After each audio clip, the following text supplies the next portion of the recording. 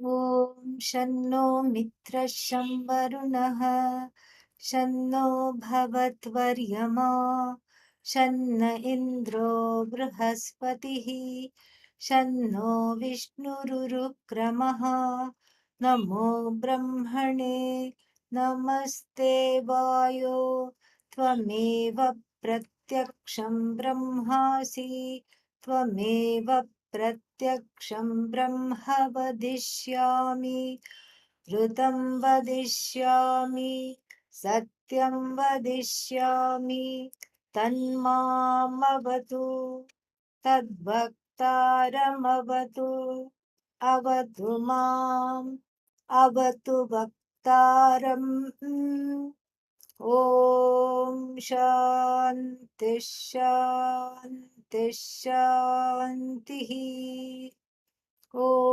सहनाववतु सहनौ भुनक्तु सह वीर्यङ्करवावहै तेजस्विनावधीतमस्तु मा विद्विषावहै ॐ शान्ति शान्ति शान्तिः.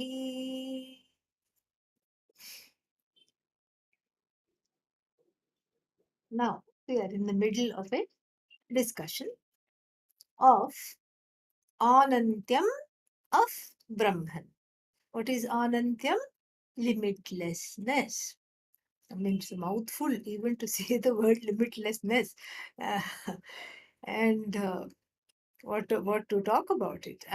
The idea is that our understanding of this concept of limitlessness itself is vitiated, itself is limited, delimited by our experiences. And this is what Bhashyakara is going to point out in a very, very interesting, couple of sentences which will soon be coming up. So our idea of limitlessness itself is limited.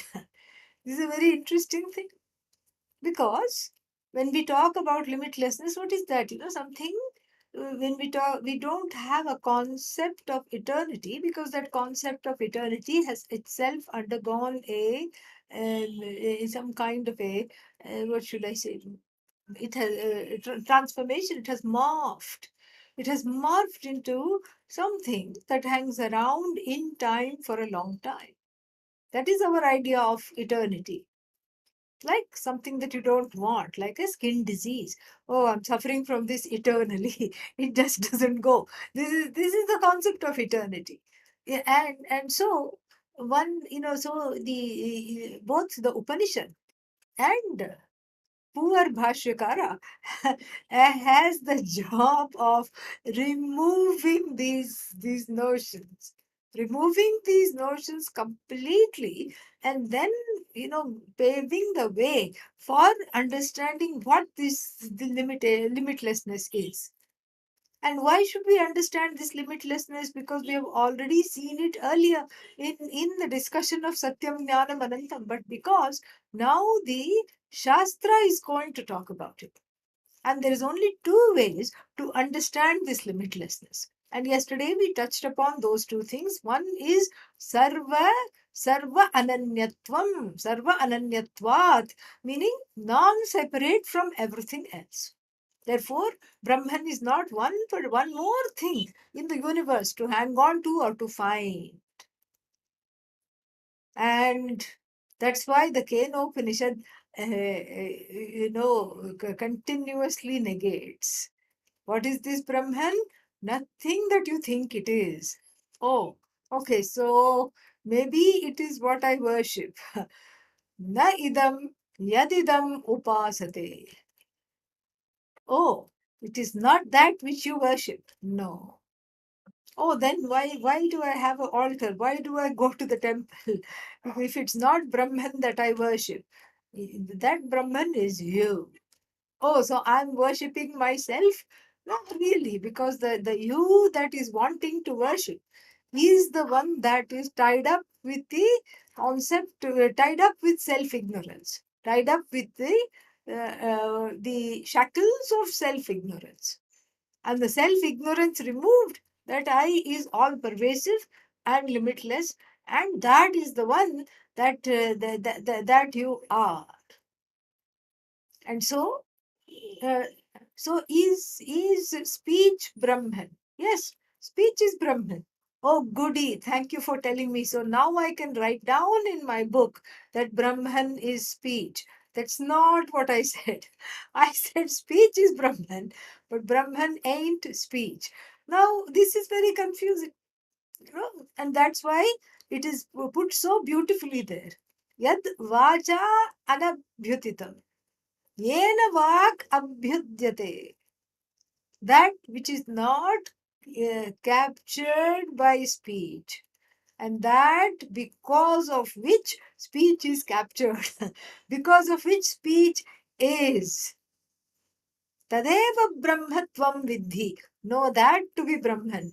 Na idam yadidam upasate. Not this that people worship. Then same thing with the eyes. Yanna chakshusha pashyati. That which is not seen by the eye. Yena chakshumshi pashyati.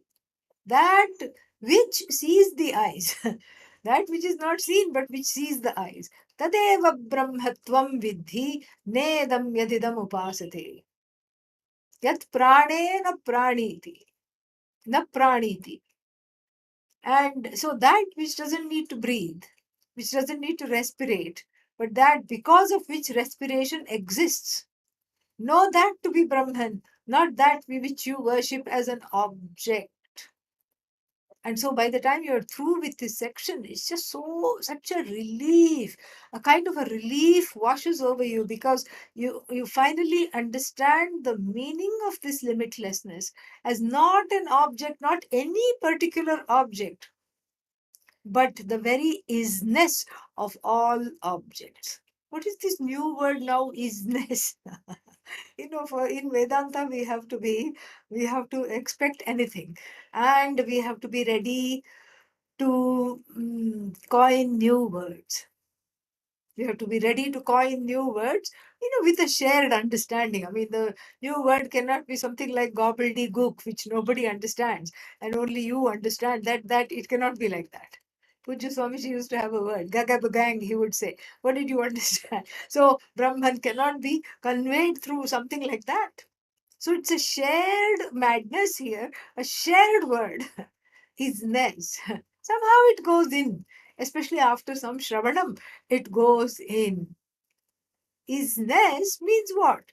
Like when you say flower is, and flower is means that the flower exists.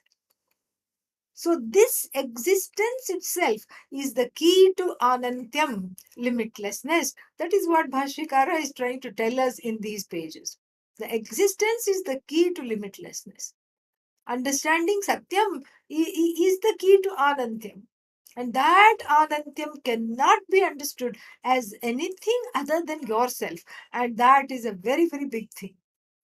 Because that Sat brings in Chit, because without a live sentient entity and observer, you cannot understand that limitlessness. So the one who is understanding the limitlessness, that entity is itself limitless, because that entity is all jnanam. And that, what kind of jnanam?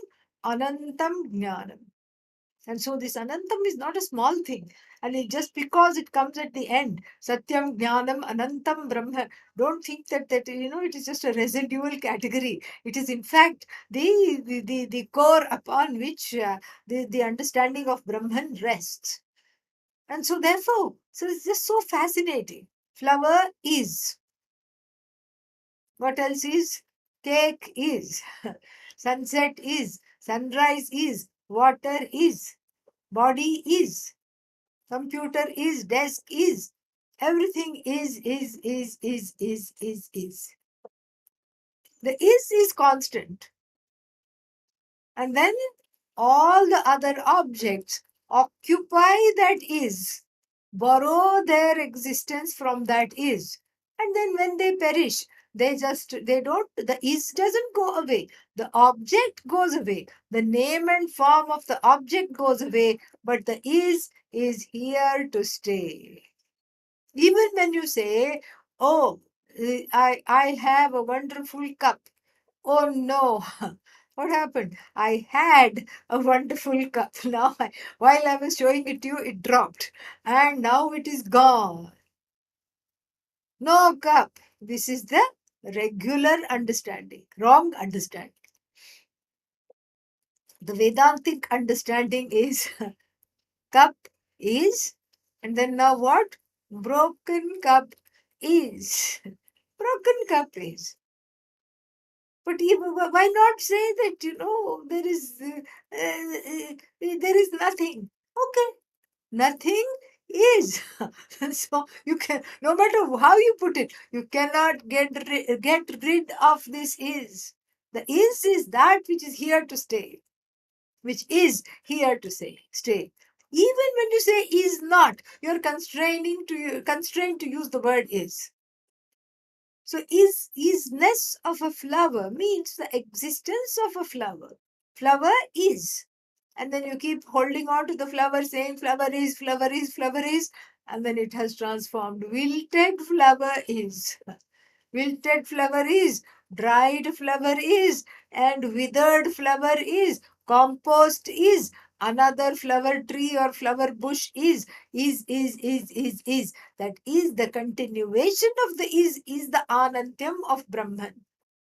It is such a big umbrella is that all the other little ises that are connected to the objects, it accommodates. The objects come and go. Objects here means nama rupa. Name and form come, name and form go. Is remains. And that is not something that is available for sight. This is not something that you can see. You can't see, you can't transact business with it. It is not here to, it's not like a pot where you can see. This is what is called the Vastu Aparicheda. This is what it is. It is not, the is alone is Brahman. And what is the nature of is? The nature of is you. The is resolves into I. And before that is understood, the is understood as Ishvara. This is an interim step. The is understood as Ishvara because how else to understand? Because that is what it is. And finally, that Ishvara is understood as I. The Ishvara resolves in the I. And so first is, and that's why I say what are the first two letters of Ishvara? Is, when you write it in English. And that is resolves into I. That's what it is. So you can never understand is if it is not self-evident consciousness. If it is not that. Satyam Jnanam Anantam, that Jnanam is there. Then this is what is called Vastutascha Anantyam. And then Deshataha Anantyam, Kalataha Anantyam. Is. Everywhere is. And that is non-separate from I. That is what Anantyam is. Otherwise, it's just like a. Otherwise, everything is topsy-turvy if this is not understood. Because then it becomes an object-centric universe. And it still is an object-centric universe for the people who don't understand Vedanta. They get very riled up. If something happens to some things they own, OMG, you'll never hear the end of them. Oh, I got burgled, I got robbed, and and actually, what will the Vedantin say? Thank the thief for giving you vairagya, and thank the thief. Wonderful, very nice. One less thing to take care of. It's gone. Wonderful. Let it go. And no. How can this thing? So people live in, with an object-centric awareness, not a subject-centric awareness. The self-evident consciousness doesn't come into the question at all. It's a very object-centric awareness, which is fraught with a lot of, lot of mistakes. And what are those mistakes? The mistake is taking the Nama Rupa to be infinite. And the Nama Rupa keeps on collapsing, crumbling, decaying and deteriorating and coming to an end. And then what? One is sad. That's all. One is sad. Whenever it comes to an end, you cry. And then you fall in love with another thing that is. Without understanding what is, is Ishvara. And without understanding that, you fall in love with one more object and one more object and one more object. So the whole thing is like a series of sad ending stories. Tragic. Very, very tragic. And so therefore the so therefore even our language reproduces this mistake when we say clay pot.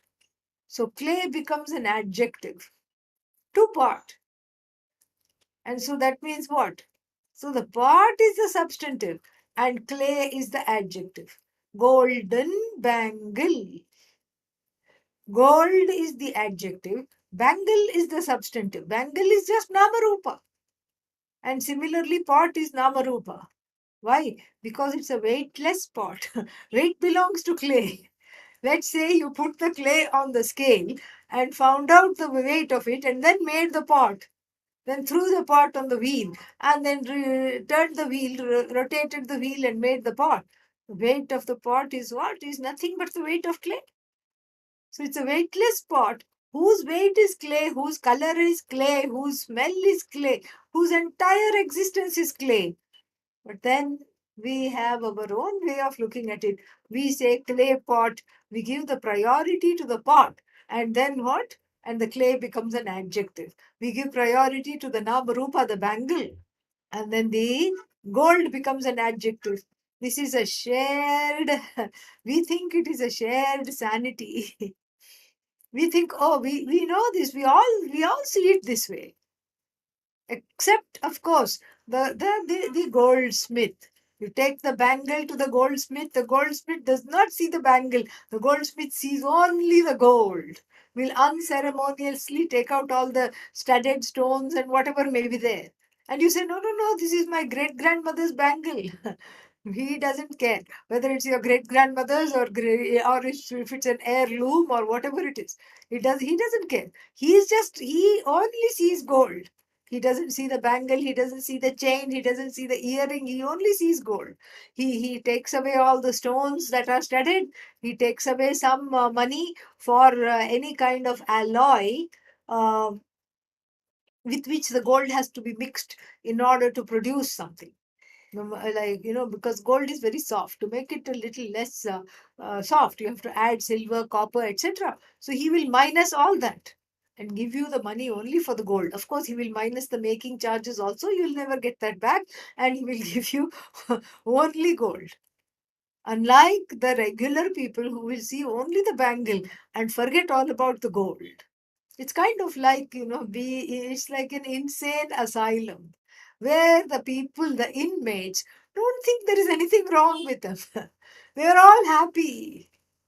And then when the doctors come to do their daily rounds, they say, oh, I think these fellows are off. These fellows are crazy. So this is how we live in this world. We make ourselves and each other insane and we call this sanity. Thank God for Taittiriya, because we can have a different view now. We can have a wonderful and a very different view. And then so Bhashyakara asks here, let us see, we have read this Bhashya yesterday, so I'm going to quickly read it. And so Bhashyakara says, Katham punaha vastutaha anantyam. How does Brahman have object-wise limitlessness? How does this Brahman have this object-wise limitlessness? You know, Uchyate. He gives a very unique example, very wonderful example. Let's see. He says, Vastu antara buddhirhi prasakta vastvantarat nivartate. Because he says that an object that is different from another object becomes a limiting factor for the first object. Let me explain. So there are two objects, A and B. So you look at A and then you look at B. Yesterday we saw the example. You see the cow and the horse grazing peacefully in the same field. So first you have what is called Go Buddhi. Oh, I know Go Buddhi. I have it all the time. Oh, you have Go Buddhi? How? Because my Buddhi is always gone. It goes. That's why I have Go Buddhi. All right. Not that kind of Buddhi. Go here is Sanskrit Go. Go means cow. So, cow Buddhi. So first I said, oh, here is the cow grazing in the pasture. Then I looked at the cow. It was a patchy cow, full of patches. And then I took in its height and weight and everything. And then suddenly there was a neighing sound. And then my attention went to what? The source of this neighing sound, which is horse. So now I am looking at the horse, and now my buddhi is horse buddhi. Before what? It was cow buddhi. So from cow buddhi, it jumped to horse buddhi. So now, therefore, the buddhi has no cow there, only horse. And now I got distracted by a butterfly which sat on the horse's nose and then it flew away. So I started to follow where it is flying away. Maybe it will come and sit on my shoulder. I was hoping that it would. And then I was watching the butterfly. So now it is butterfly buddhi. This is how the buddhi goes. And so now the go buddhi means that so now that's how an object that is different from another object. So one object that is different from another object becomes the delimiting factor for the first object. So when I have horse buddhi, the go buddhi has literally gone. Go buddhi is go buddhi. It's gone buddhi. And so this is what it means. So then he explains this further. He says, yatah yasya buddhehe vinivrittihi saha tasya antah yatha बुद्धिः अश्वात् निवर्तते इति अश्वत्वान्तं गोत्वम् इति अन्तवत् एव भवति. So, when the buddhi gets occupied with something, he says, anything, when the buddhi gets occupied with something, then it is withdrawn from from all other things. So if I'm looking at a horse, I'm not taking in the cow now. I'm not taking in anything else. I'm only focused on what? On the horse. And so this is how this is exactly with. So now because I am occupied with the horse, the cow buddhi is negated. There is a negation of cow buddhi because cow is not coming into play at all. So each of these things, so the thought of cowness, he says gotva means the thought of cowness is negated by the thought of horseness. So horseness negates, both of them are in the form of thoughts. So horseness negates cowness, and then each one becomes the limiting factor. So gotvam, cowness, has an end. So what is the end? The horseness becomes the end for cowness. Cowness becomes the end for horseness, etc. And this is what is called object-wise limitations, frequently seen in all the objects of the universe. It can only be one thing at one time, not any other thing ever. And so therefore what? So therefore he says that Brahman does not have these differences. Brahman is object wise, unlimited, limitless, totally limitless. And why? Because it is the isness of everything. It is not, it is not this thing.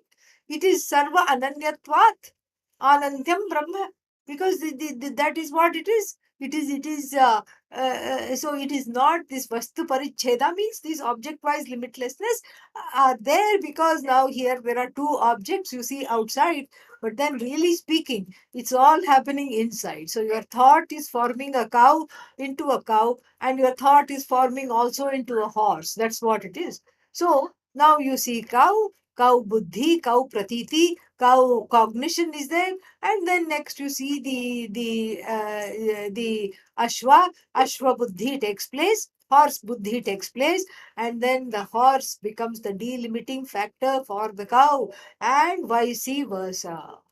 Each one limits the other.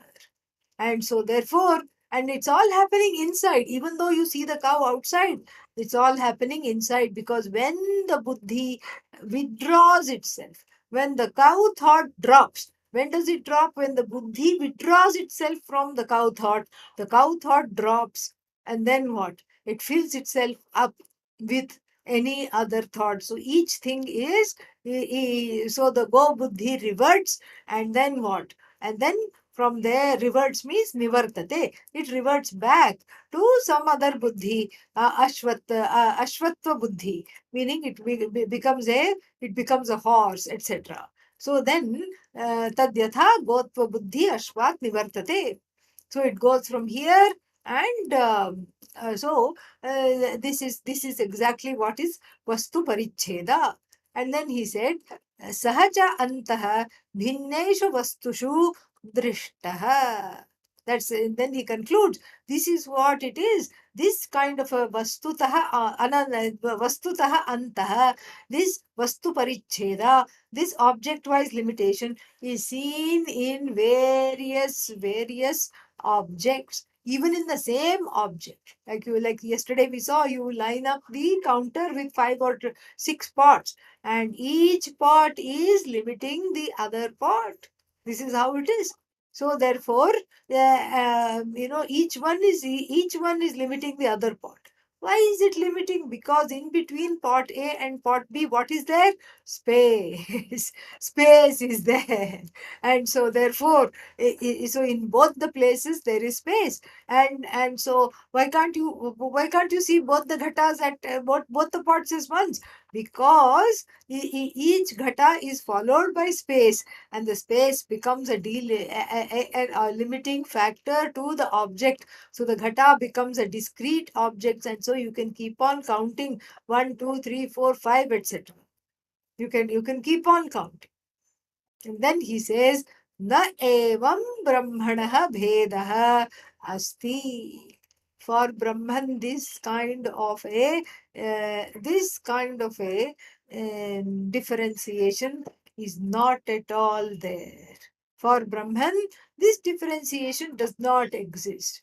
Na evam. In evam means in this manner. Na, not at all. Brahmano bhedah asti. For we have to understand this properly. So this kind of a differentiation is not there. Why not? We already pointed this out. Bhashyakara will say if we ask that question. Why not? Because sarvasya karanatvat. Sarvasya karanatvat. Just like my clay buddhi doesn't go away. Even when I see 10 pots, the clay buddhi is very much there. Similarly, the is buddhi is very much there when I see any objects. So the clay buddhi, the mrit buddhi does not get displaced. The pots may come, the pots may go, the pots may have many competitors, etc., etc. But the pot buddhi goes, big pot buddhi goes, small pot buddhi goes, clay buddhi never goes. Clay buddhi does not go. And so therefore, no matter what you see, that the clay buddhi is always there.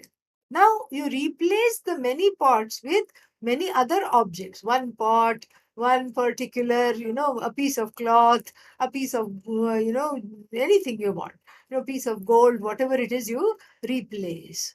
Then we have to do, Bhashyakara says, what Bhashyakara says we have to do. And what is that?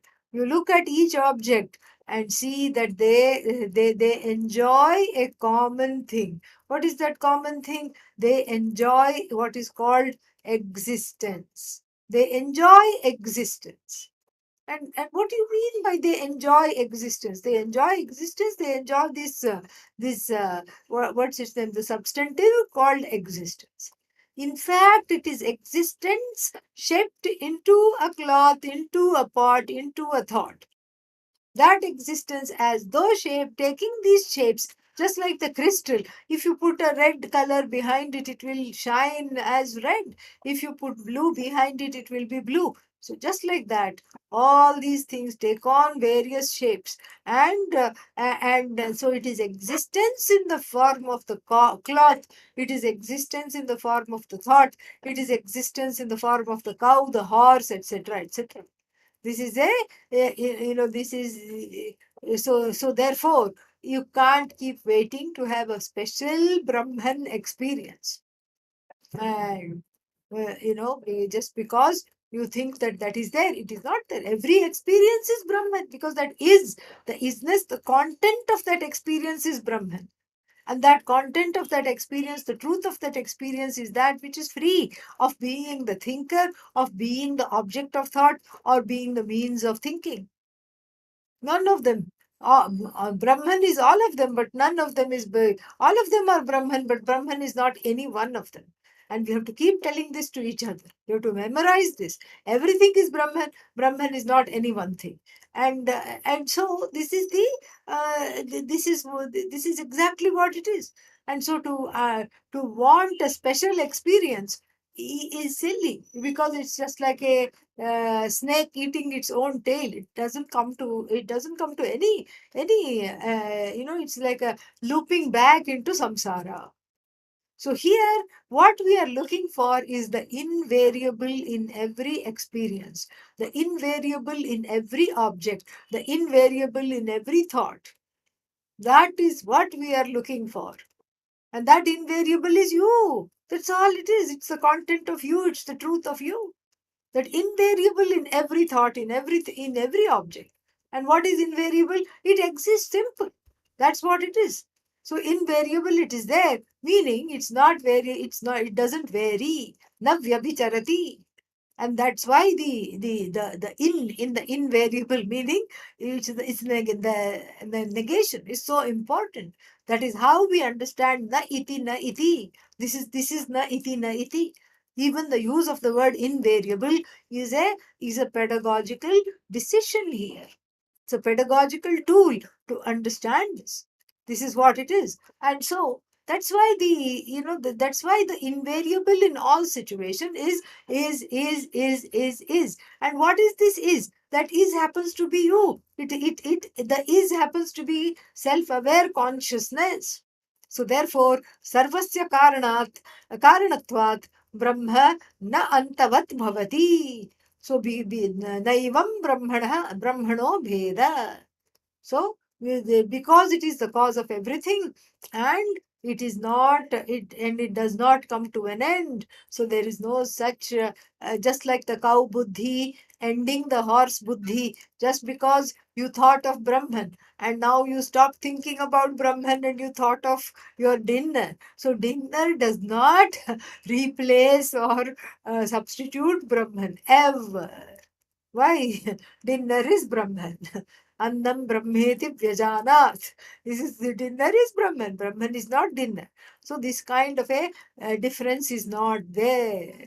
And but because the usual thinking is, and this is the problem with many pedagogies, religious pedagogy, because the usual thinking is this, that oh, you have to think of Brahman, meditate upon Brahman, have a Om Brahmane Namaha moment. And okay, so Brahman means Ishvara, Brahman, okay, I think of Ishvara. And in many other theologies also the same problem exists. Think of God. And then so the person, very faithful believer, thought of God. And then suddenly one dog was going by. And then naturally he saw the dog, and then he or she saw the dog, and the God thought was replaced by what? Dog thought. God chala gaya, God went, and then dog came. And the bhakta, the devotee, started to just shake away all the dog thoughts. And along with the dog, which was also shaking itself after coming out of the water. And so this one also was shaking away all the dog thoughts. And then, sometimes this is very funny. What happens is that the thing that you don't want to think about only comes. This is only comes. And this is illustrated by an ancient story. And so there was one man who came and who said, I want I want lot of money.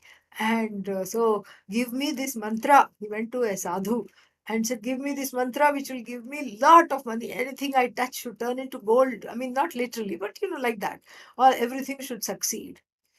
And so the sadhu was just, said, okay, fine. And he gave the mantra. Then suddenly another person came to the sadhu and said, you sadhus are so gullible. This man is a crook and this man is a tyrant. And you know what he'll do with all this money? He'll just tyrannize everybody. And we are already tyrannized by him. Take back the mantra. Sadhu said, I can't take back. I can't take back the mantra, but you bring him back. He just left, so he must be just down the road. I'll make sure that the mantra doesn't work. So once a mantra is given, how can you take it back? I'll make sure it doesn't work. How? So he said, don't worry about it. You bring him back.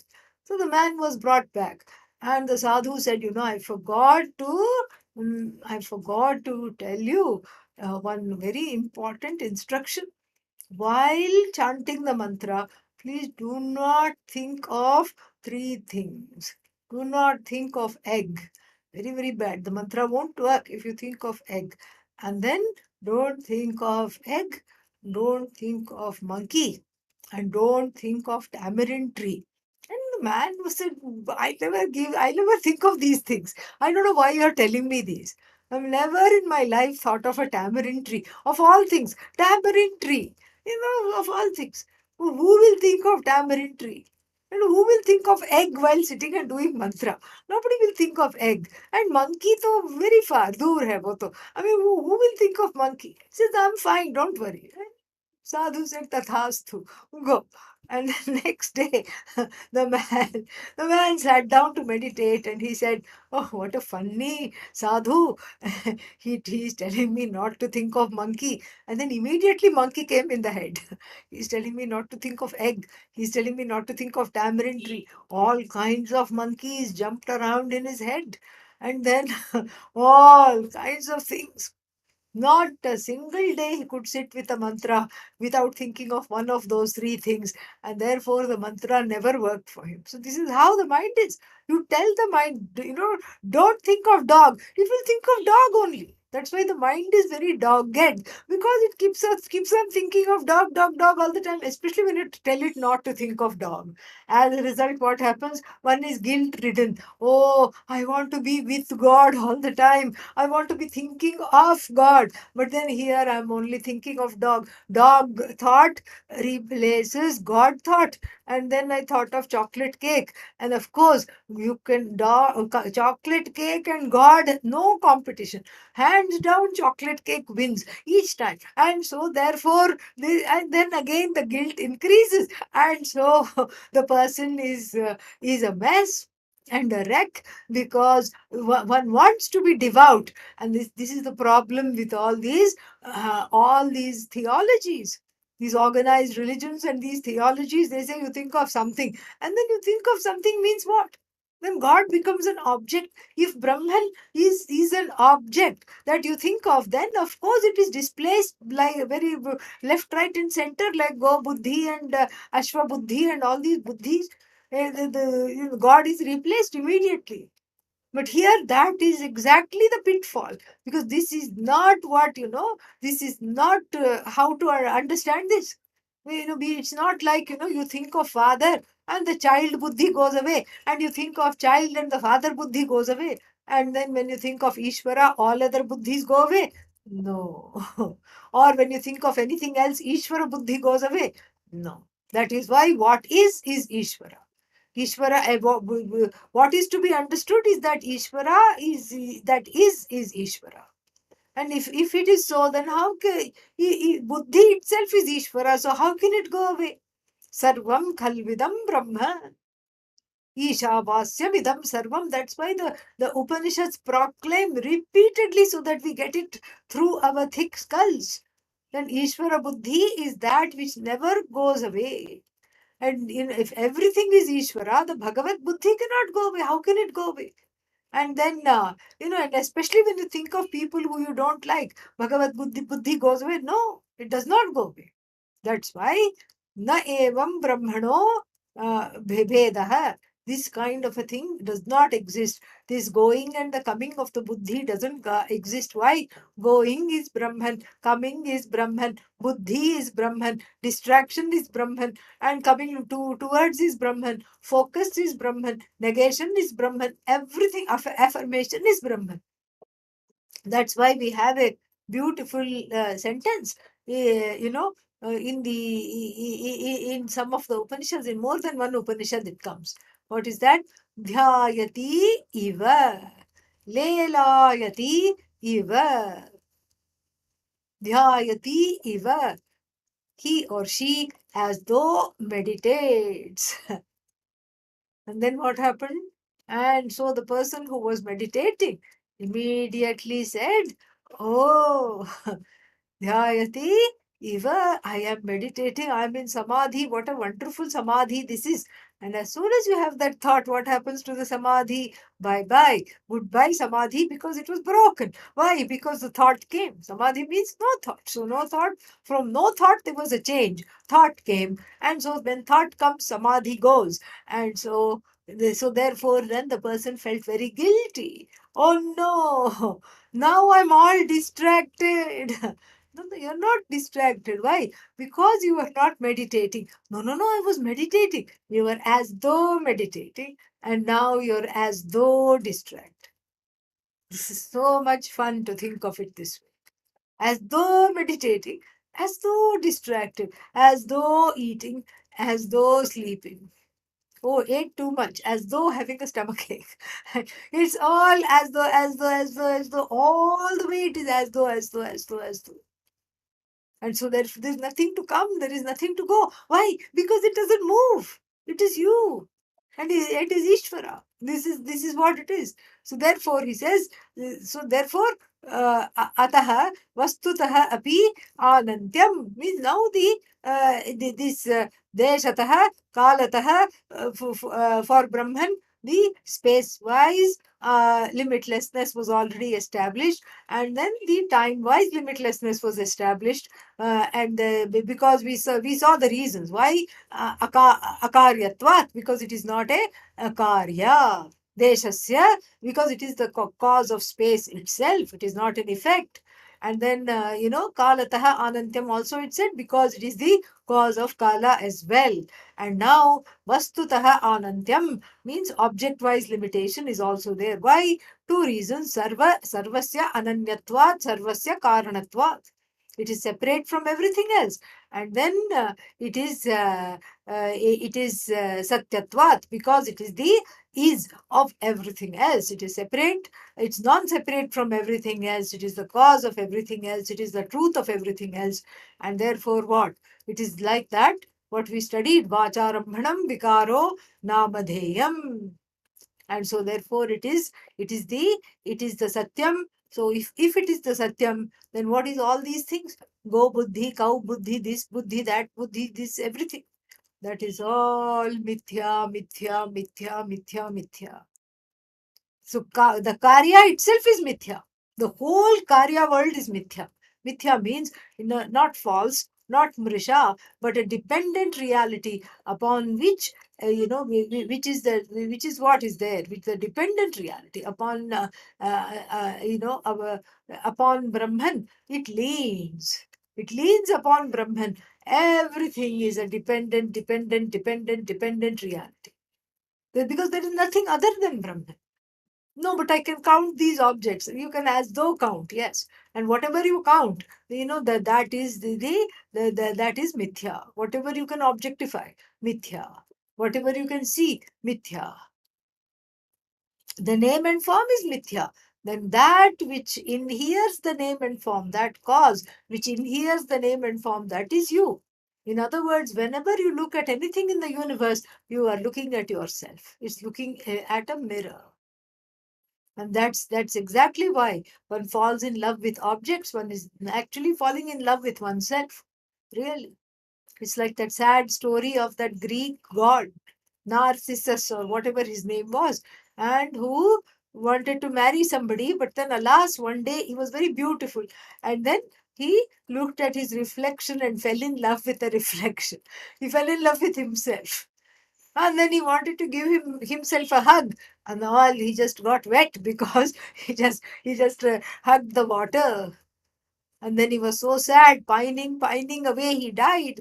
And that is, I love this story because it is samsara. Any object that you fall in love with, any person that you fall in love with, anything that you fall in love with is the desire for yourself alone. But that is not an object.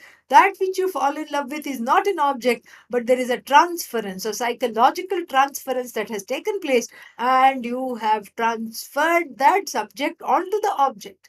The love for the subject is transferred onto the object, because of which there is sorrow. You will never get that object. Even if you get it, it is going to crumble in your hands immediately. It's finite. And so therefore, whatever you observe is is not you. So the whole Jagat is Mithya Bhutam, and the Jagat includes everything, your body, your mind, your senses, your ahankara also, your buddhi also. There is never an object which is away from Brahman. Sarva Ananyatvat. Nothing, he says, can displace Brahman. So then, Sarva Ananyatvat is the Hetu. Very nice, very beautiful movement. It is just going very well. So how does Brahman become Sarva Ananyatvam means non-separateness from everything else. How does Brahman become like that? Sarva Ananyatvat, how is this Hetu? Then he points this out, Kuta, he himself asks this question, and then he answers the question. Very nicely moving. कथं पुनः कथं पुनः सर्वानन्यत्वं ब्रह्मणः इति सर्वानन्त्यत्वं ब्रह्मणः इति उच्यते उच्यते सर्ववस्तुकारणत्वात्. सर्ववस्तुकारणत्वात्. So beautiful, so beautiful. He says, well, this is a very good question. How does Brahman gain this epithet, gains the status of not being separate, being not separate from anything else? How come? So everything that is here is Brahman. How does it get this status? Uchyate, it is said. Where? Of course, in the Upanishad. Where else will it be said? It is said. Uchyate. Kim uchyate? Sarva vastu karanatvat. The hetu is given here. The cause of non-separateness is given because of being the karana. The cause. Cause of what? Sarva vastu. Sarvesham vastunam karanatvat. It is the cause of each and everything that is there, being the karana of all that is there. And then what does that mean? Between the effect that is there, between the karya and that is there, we have to establish the karya and karanasya. The karya and the karana are ananyat. That is where we are going now. This is just so beautiful. This mind-boggling point about how the effect is non-separate from the cause is brought along so nicely by Bhashyakara here, this segue Bhashya. That's why it really, really excels. Because first we see the non-separateness, and from there we go to the cause-effect. And so between the karya and karana, between the effect and the cause, there is ananyatvam, separateness. And unless and until this non-separateness is established, this ananyatvam, this karana, sarvasya karanatvam cannot be the hetu. That it is the cause of everything cannot be the reason. That's why we first discussed ananyatvam. And so therefore, the karana is established. Brahman gains the status of being the cause of what? Of everything, of course. Sarvasya Karanam. And so it gets the status of being the cause of everything.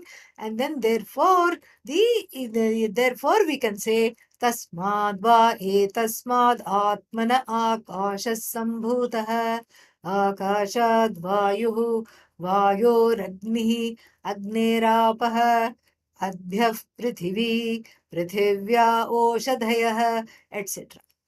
We can say the whole thing.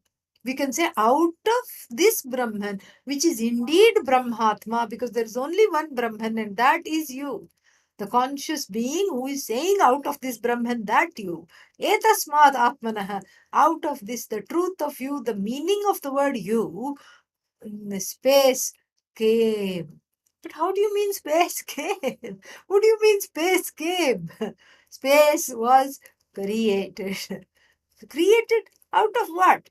Out of, Bible will say out of nothing. We have to edit it. We have to make a little small little edit. We have to say nothing else other than itself.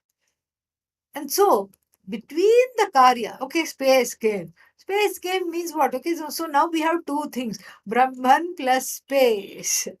If you say that, I will say, okay, now I know the location of that space. It is in the head. Okay, that's all. That's the only only explanation. There cannot be two things. We have been studying this from last weekend, that there are no two things. Sarva ananyatvat, sarva ananyatvam, sarvasya ananyatvam. We'll be studying this, studying this, studying this. And so there cannot be two things. So what is this space? And should I space out? No, because this space is a projection. What is this space? If we unpack space, we have is. Why? Space is, and that is Brahman, along with the form. Oh, come on, what form space has? That is the form. It's like a formless form. That is the form.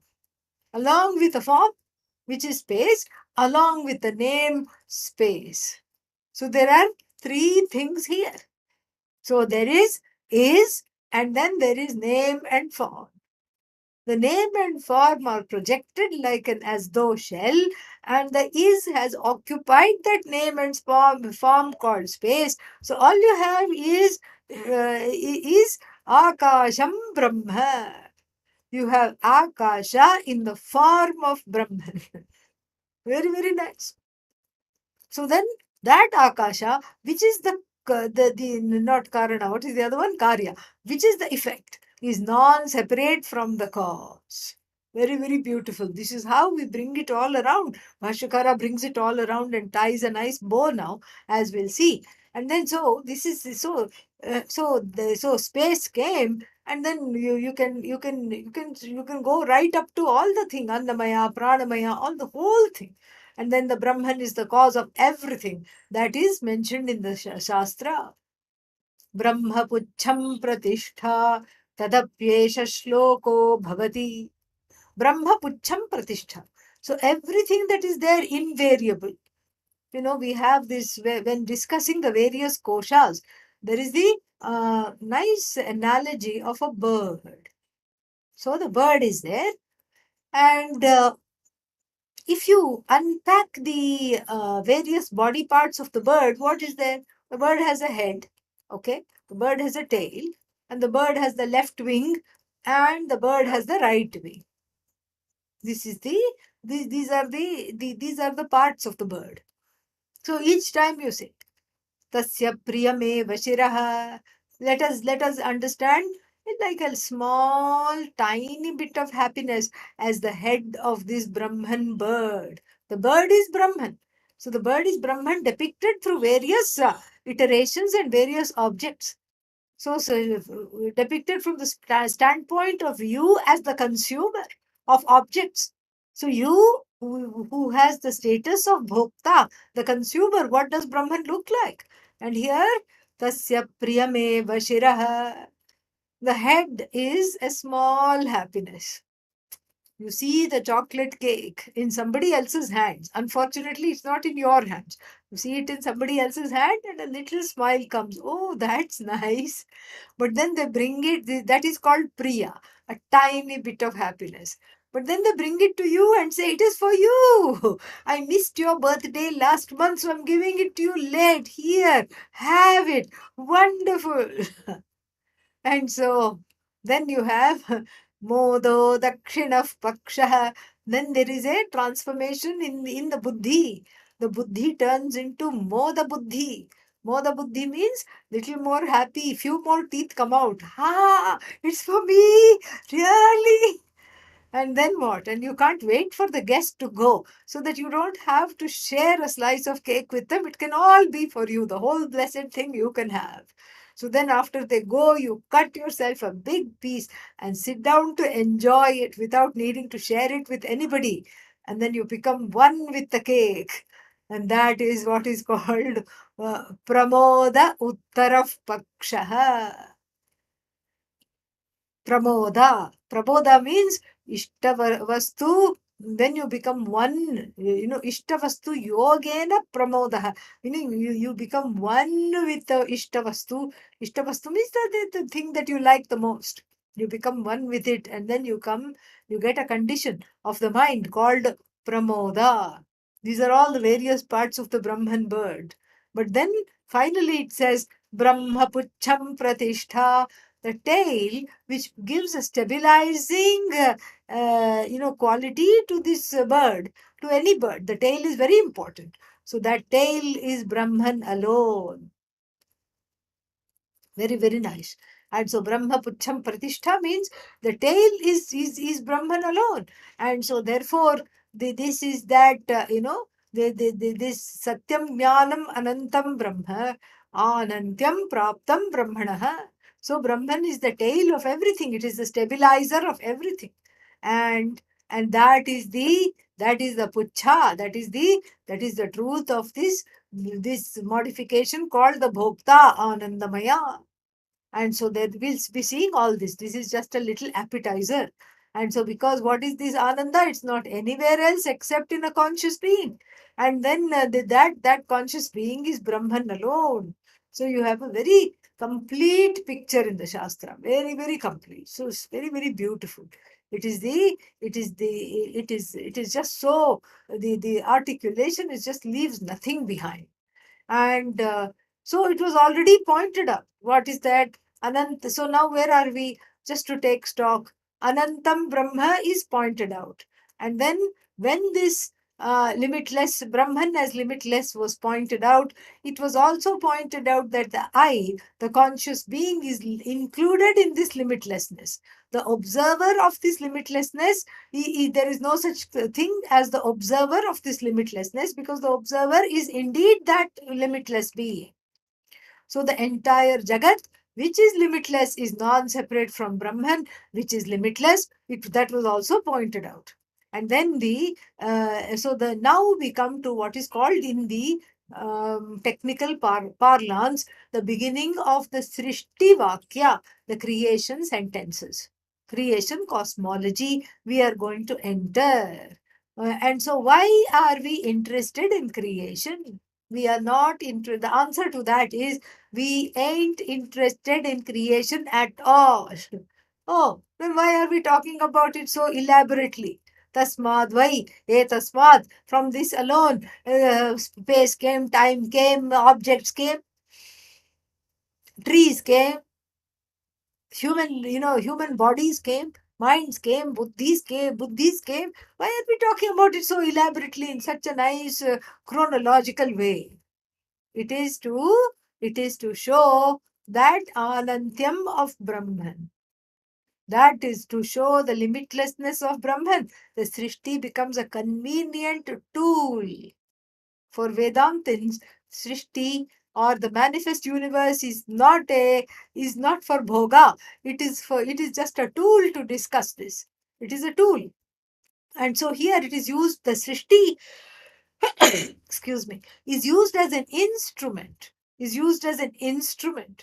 and to point out that Brahman is limitless. Only then will the Anantyam become very clear. That limitlessness becomes very clear when we see the Srishti shining as Brahman. And so therefore, when you say Anantam Brahma, even though Brahman being a Vastu, Satyam Jnanam Ekam Vastu, then the Jagat is, the Jagat is non-separate. Why? Sarva Ananyatvat. If Jagat were separate, then it would become a Parichedaka, it would limit the other Vastu. So therefore, Jagat is Brahman. That is what we have to see. Srishti is Brahman, Jagat is Brahman. And then we are not committed to the Jagat. So, because that which we need to understand, this Brahma Vastu is free of Jagat. Oh, is the Jagat also free of Brahman? No. Without Brahman, Jagat cannot be. And then, so Jagat cannot be free. Without Brahman, Jagat doesn't have an independent existence. And so, therefore, there is some connection between the Jagat and the Brahman. What is that connection? Mm, Peculiar connection. Mithya Bhuta connection. Mithya connection. Karana Karya connection. Cause effect connection, and a funny cause effect connection where the effect is non separate from the cause. So, this is what it is. This is called Srishti Vakya or Srishti Vada. And so, there is a discussion here. And with this question, how come it is not separate? He says, it is the Sarva Vastu Karanatvat. One Hetu he gives because it is the cause of everything. And then it is that is why Sarva, that Sarva is there. Sarva means the whole, it is not separate from anything that has, as it were, come out of it. And so it is Sarvesham hi, and he continues, Sarvesham hi vastunam kala akashi ashadinam karanam brahma. So it is the truth of all things and also of time and space. This Brahman is. And so in doing this, in this next sentence of the Bhashya, which we did not read, in the call and response way, but it is, I just read it out. Sarvesham hi vastunam kala akashadinam karanam brahma. So in this sentence, the cause of how Brahman is the cause is explained further. So, Sarvesham hi vastunam means for all the vastus, including time and space. It is the cause. Brahman is the cause. And then, so this is the hetu, sarva vastu karanatvat. And it's the same thing that is there. And the he. He means what? Sarvesham he vastunam. He means indeed. It is well known. So, where is it well known? Shrutau. In the Shruti, it is well known. Shrutau eva prasiddham iti. Brahman is famous in the Shruti. Brahman is, as the Karana, is well known in all the Shrutis. Any Shruti you pick up, it will talk about the creation, theology, or mythology, or whatever you want to call it. Creation, cosmology, without being committed to the creation. That is the beauty of all the Upanishads, because this, this is this Brahman from which everything has come, by which everything has been sustained, and unto which everything resolves. So, Shruti Prasiddham. And so then Bhashyakara is on to a well-deserved coffee break. Yes? No. No. How come? Because the Purva Pakshi who was asleep has woken up. The Purva Pakshi has a question. Of course, he has a question. Well, that's his job. His job is to throw cold water over all the understanding by coming up with doubts, etc. And so that those doubts are also flushed out, and then we have what is called an unshakable understanding. So, what is the question here now? Let us see. This we can read. Karya apekshaya कार्य अपेक्षया vastutah वस्तुतः anantatvam iti chet अनन्तत्वम् इति चेत् na न anritatvat karyasya karyavastunah अनृतत्वात् कार्यवस्तुनः.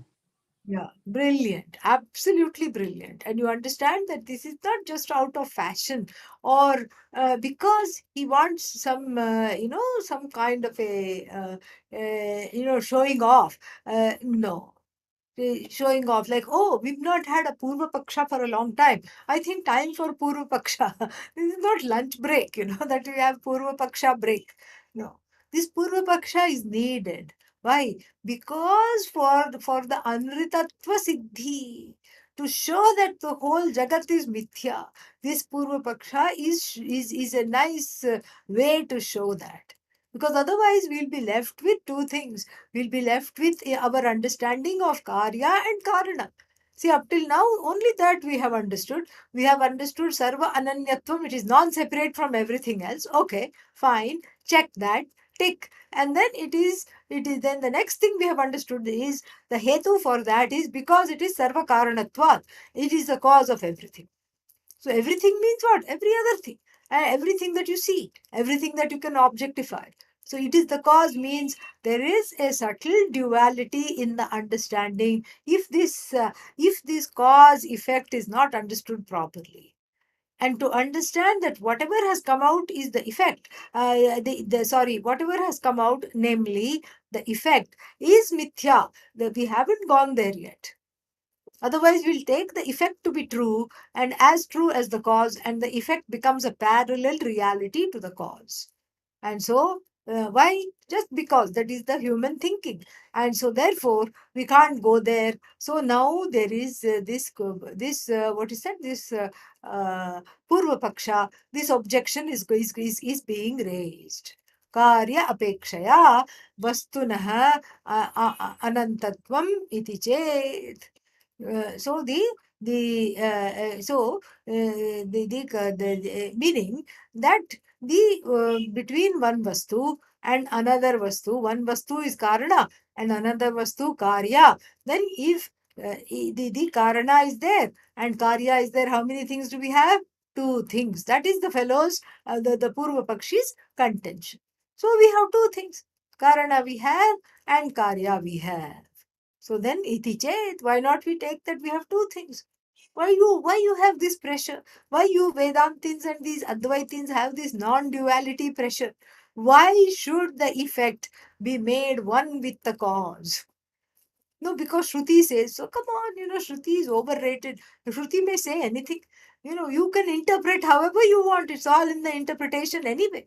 So let the Shruti say some things. Let the Shruti say, Ananyatvam, etc. But you can see it is not logical. How is it logical? It is not at all logical for the karya to be subsumed and siphoned off by the karana, and then you say it is mithya. That is just all kinds of, you're just onto a tall guessing game.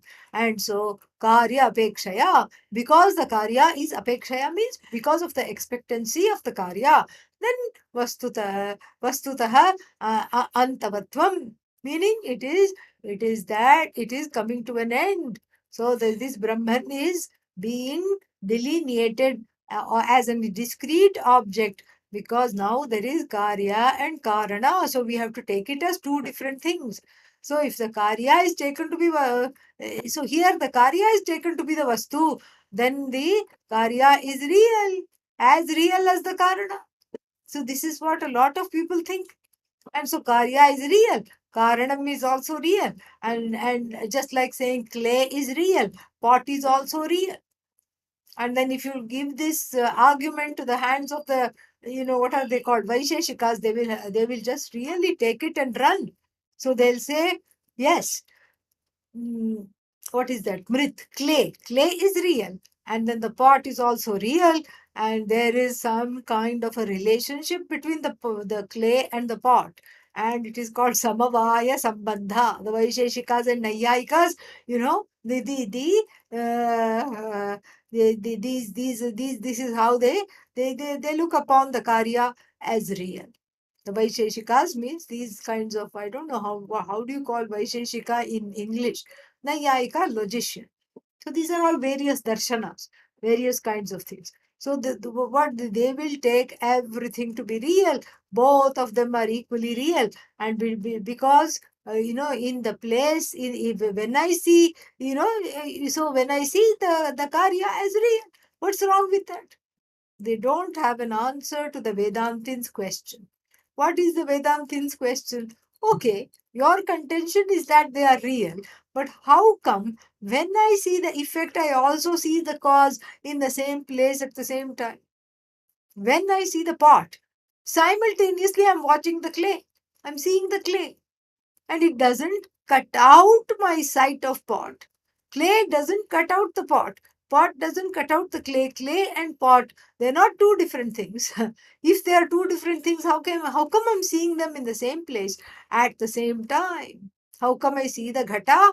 I see the same object, the pot, and I also see the mrit. I also see the clay. How is it possible? And then the Nayayika has to run away with the tail between the legs, because this is not something that they had thought about at all. The logician. Not just that. Another thing also, without thinking at all, without thinking about the clay, I don't see the pot. How is this possible? And then, so there is we also say that there is a connection between the karya and the karana. We also say that there is a connection between the effect and the cause. What is that relationship? That relationship is mithya bhuta sambandha. Mithya bhuta sambandha. So then, from the standpoint of the karya, the Purva Pakshi says, karanam bhinnam. The cause is different.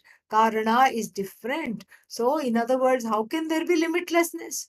Karana is Karana. Karya is Karya. Keep them separate. After all, we are used to social distancing now. So keep them separate. And then let them be. Everything is separate. Keep both of them away. And there is a real connection between them. This is the question. Karya Pekshaya, from the standpoint of the product. Why not we say that it is separate from the karana? It enjoys antavatvam. So it enjoys antavatvam. And so, meaning it enjoys a finitude. This is a Nayayika objection. And so the Karanam is different from Karya. Karya is different from Karana. And then, this is so both of them are finite. Both of them are real. Both of them are finite, because both of them are delimiting one another. This is what it is. And so, what is the answer given by Bhashyakara? The answer says something. I just lost that. Let's see.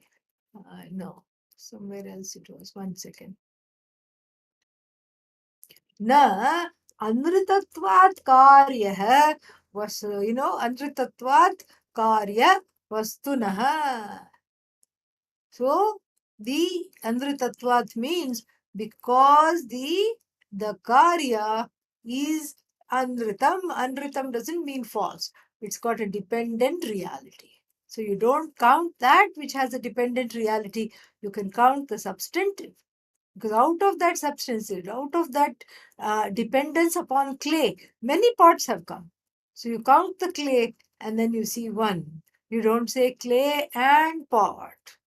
That's and so that is why this objection that karya and karna are different does not work. More we'll see next week. Om Purnamadav Purnamidam Purnat Purnamudachyate Purnasya Purnamadag Purnamevavashishyate. Om Shanti Shanti Shanti. Harihi Om Shri Gurubhyo Namaha. Harihi Om. Thank you.